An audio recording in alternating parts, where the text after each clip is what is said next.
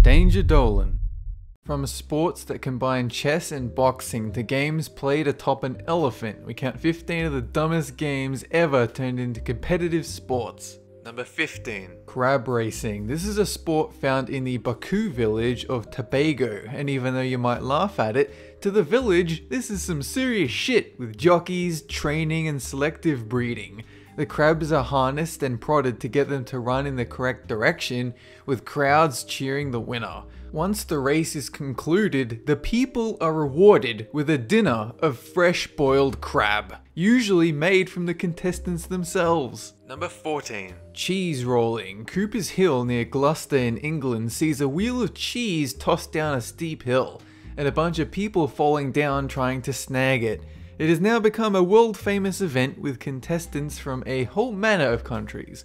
It's also notorious for how many people get seriously injured running down the hill. The race was actually delayed in 2005 when all the ambulances stationed there had to return to the hospital. Because you know a sport is good when so many people get injured to the point that you literally run out of ambulances. Number 13. Bassmaster. This is a sport on ESPN that features the exciting and competitive world of fishing. Between the weigh-ins to the exhilarating rush of sitting on a boat waiting for something to happen, it's hard to believe this sport isn't as popular as football or rugby. People have claimed they've turned off the television, gone out for lunch, come back, and nothing has happened.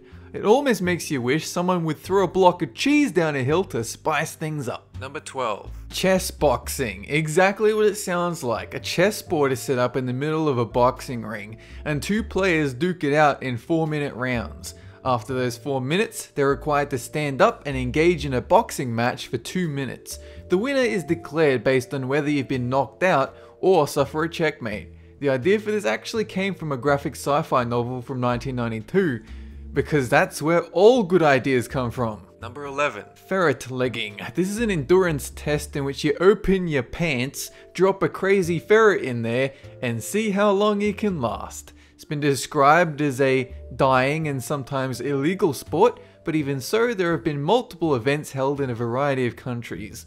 The world record for this sport is just 5 hours and 30 minutes. But these days, there's a lack of contestants, mostly from complaining wives. Number 10. Elephant Polo. This is a game mostly played in India, Sri Lanka, Nepal and Thailand, although you're gonna find English and Scottish teams too. It's a standard game of polo played with elephants using long sticks and elephant steering drivers, with championships played in Nepal called tiger tops. However, because of cruel treatment allegations by PETA, many matches have been cancelled and even removed as a record from the Guinness Book of World Records. Number 9. Shin-kicking. You grab a dude and start crunching the living shit out of his shins in order to force him to the ground. This sport is even described as a form of martial arts. In the old days, rumours has it, contestants wore steel-toe boots to attack their opponent, with training consisting of beating in their shin with a hammer to build tolerance. It continues to this day and draws crowds in the thousands. A great way to spend your weekend if you like excruciating pain. Number 8. Professional minigolf. The casual friendly alternative to regular golf has now been given a competitive edge.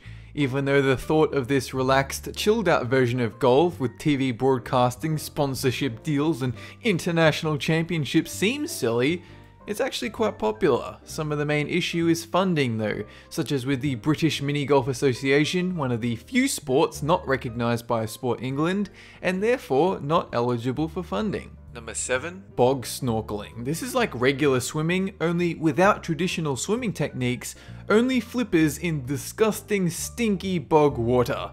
This sport started in 1976 when a guy was having an over-the-bar conversation with some sports enthusiasts, and someone mentioned the brilliant idea of swimming in a bog for the amusement of a crowd. Bog snorkeling continues to this day, and they even have a junior competition for kids. Number 6. Curling. This is a legitimate sport, even televised, in which someone pushes a rock to move another rock, while people sweep the ice beneath it with brooms. A mixture of lawn bowls and housework. If you haven't had someone explain the rules, it may be the most ridiculous thing to watch as someone screams for people to clean the path in front of a rock while it skids around on ice. The amount of strategy that goes into this absurd game is high. It's even been likened to chess on ice. Number 5. Dwarf-tossing, mostly found in pubs and bars, to put dwarf into a special padded piece of clothing and fling him at a mattress or velcro covered wall. Rules depend on whether there's a bullseye or if you just want to throw it farther than everyone else. Canada actually banned this sport in 2003, France allows it, but it's also banned in the US, and in Middle Earth they generally don't like getting tossed. Number 4. Cane toad racing, a poisonous toad introduced to Australia in 1933 and has been decimating the ecosystem ever since. Now in racing form. Some train them to hop faster than others, but most of the time you just show up at the bar and put down money on a random frog to win the race. Hilariously, some races actually raise money to help fund the wiping out of their species from areas of Australia.